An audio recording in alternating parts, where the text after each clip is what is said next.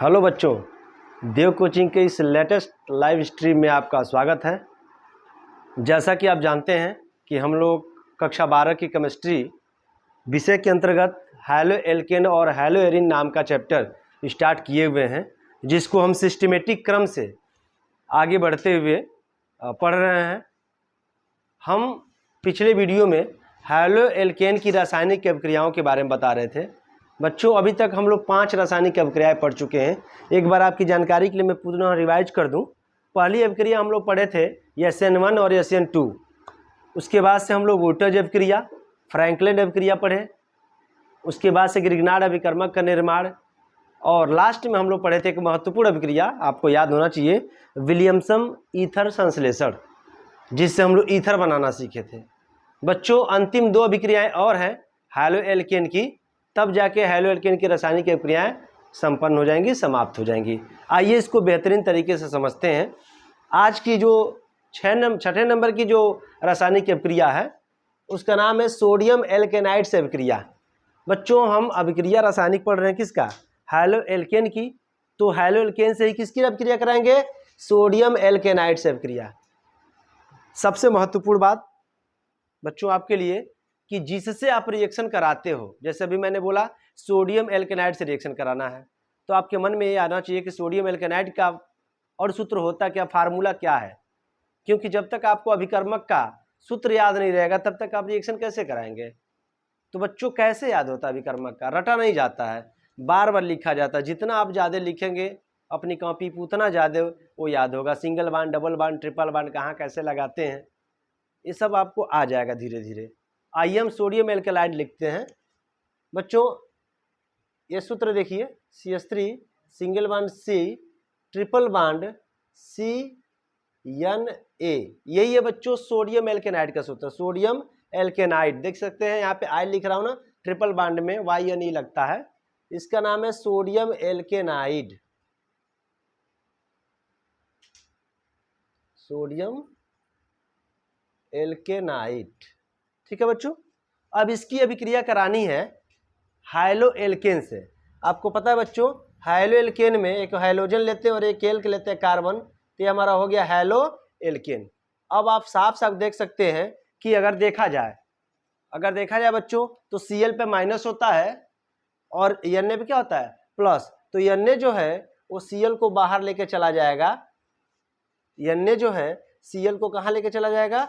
बाहर लेके चला जाएगा। तो NaCl बनेगा। और मेन प्रोडक्ट क्या होगा बच्चों? मेन प्रोडक्ट हमारा यहाँ देखते रहिए, ये है CH3, यहाँ पे है C ट्रिपल बांड C, और इस Na का जगह कौन आके ले रहा है बच्चों? CH3। तो यह हो जाएगा हमारा C से कौन जुड़ गया? CH3 जुड़ गया। अब आप देखिएगा, ध्यान से समझिएगा, यहाँ पे आप देख सकते हैं 1 2 3 कार्बन का यौगिक लिए थे। पुनः समझिए, 1 2 3 कार्बन का यौगिक लिए थे। यहाँ कितने कार्बन का यौगिक बना बच्चों? 1 2 3 4। यानी हम कार्बन की संख्या कम लिए थे लेकिन हमें अधिक कार्बन की संख्या वाला यौगिक प्राप्त हुआ। इसे हम कहते हैं उच्चतर यौगिक का निर्माण। मतलब पहले 3 कार्बन का था, अब 4 कार्बन का हो गया, यानी एडवांस यौगिक बना। तो काफी महत्वपूर्ण, ये हमारे लिए तो फायदेमंद है ना। तो इसको हम कहते हैं उच्चतर यौगिक। तो बच्चों, इसका नाम है उच्चतर यौगिक बोल सकते हैं। उच्चतर यौगिक बना हुआ है, यानी ज्यादा कार्बन का यौगिक बना हुआ है, ठीक है। यानी यह अभिक्रिया कैसे महत्वपूर्ण हो जाती है सोडियम एल्केनाइड की? क्योंकि हम इसमें निम्न कंपाउंड लेते हैं 3 कार्बन का, जिसका नाम है सोडियम एल्केनाइड, और बन जाता है या क्या? 4 कार्बन का कंपाउंड, ठीक है। उच्चतर यौगिक का निर्माण हो जाता है। इस तरह से बच्चों सोडियम एल्केनाइड से अभिक्रिया करता है। 7वीं अभिक्रिया आज की हम देखते हैं। 7वीं अभिक्रिया बिहाइड्रोहैलोजनीकरण अभिक्रिया। इस अभिक्रिया का क्या नाम बच्चों? बिहाइड्रोहैलोजनीकरण। इसको ध्यान से पहले देखिए, नाम में जवाब है। बी मतलब हटाना, समझिएगा। बी का मतलब बच्चों हटाना। हाइड्रो मतलब होता है हाइड्रोजन। हाइड्रो का मतलब क्या होता है? हाइड्रोजन। और हैलोजन का मतलब क्लोरीन, फ्लोरीन, ब्रोमीन, इनमें से कोई एक और। यानी क्या क्या हटना? बी मैंने हटाना है, हाइड्रोजन को हटाना है और एक हैलोजन को हटाना है। आइए हम देखते हैं बिहाइड्रोहैलोजनीकरण कैसे होता है। बच्चों, अगर देखा जाए कि यौगिक में लिखूं CH3 CH2 Br, ethyl bromide इसका नाम है बच्चों। क्या नाम है? Ethyl bromide. 2 कार्बन को एथिल कहते हैं, इसमें ब्रोमाइड लगा हुआ है, एथिल ब्रोमाइड इसका नाम है। इसकी अभिक्रिया किससे करानी है? हैलोएल्केन से करानी है। तो हैलोएल्केन का बच्चों सूत्र हमको पता ही है, CH3Cl, हैलोजन हो गया, ये हो गया आपका R यानी कार्बन हो गया, हैलोएल्केन। अब यहाँ पर अपना दिमाग दौड़ाएंगे बच्चों कि हम कैसे अभिक्रिया कर सकते हैं। यहाँ पे इस तरह से नहीं करेंगे, एक और नए तरीके से हम इसको सॉल्व करते हैं। यहाँ पे अभिक्रिया पे बहुत ही महत्वपूर्ण चीज है बच्चों, KOH के साथ अभिक्रिया कराना है। किससे कराना है? KOH के साथ अभिक्रिया कराना है। किसकी उपस्थिति में बच्चों? उपस्थिति बहुत ही अनिवार्य है, एल्कोहल की उपस्थिति में। किसकी उपस्थिति में? एल्कोहल की उपस्थिति में। आप देख सकते हैं यहाँ मैंने लिखा हुआ है KOH की उपस्थिति में आपको क्या कराना है? हैलोएल्केन से अभिक्रिया कराकर एल्कीन प्राप्त कर सकते हैं। क्या कर सकते हैं? एल्कीन प्राप्त कर सकते हैं। तो बच्चों एल्कोहल का आपको फार्मूला पता ही होता है, C2H5OH। क्या होता है? C2H5OH। अगर देखा जाए तो ये जो है K किसके साथ बाहर हो जाएगा बच्चों? Br के साथ। K किसके साथ बाहर हो जाएगा? Br के साथ बाहर हो जाएगा, और OH इसके जगह पे जाके जुड़ जाएगा। पुनः से समझिए, CH3CH2Br में Br माइनस नेचर का होता है, KOH में K प्लस नेचर का होता है, OH माइनस होता है। तो K प्लस Br माइनस को लेके बाहर हो जाएगा, तो ये हमारा हो जाएगा KBr। क्या हो जाएगा? KBr। ठीक है बच्चों। अगली बात, OH जाके इसके जगह पे जुड़ जाएगा, तो इसके जगह पे जुड़ जाएगा तो उधर हमारा CH3, उसके बाद से CH2, और CH2 के पास कौन आके जुड़ जाएगा बच्चों? OH, यानी यह हो गया हमारा एल्कोहल बन गया बच्चों। आप देख सकते हो एथिल ब्रोमाइड से एथिल एल्कोहल बन गया। एथिल ब्रोमाइड से क्या बन गया? एथिल एल्कोहल बन गया। एक तरीके से और अभिक्रिया हो सकती है बच्चों। इस अभिक्रिया को जो नाम है, इस नाम को अब हम बताने जा रहे हैं कि कैसे नाम रखा गया है। CH3CH2Br, यहां पर आप लिखेंगे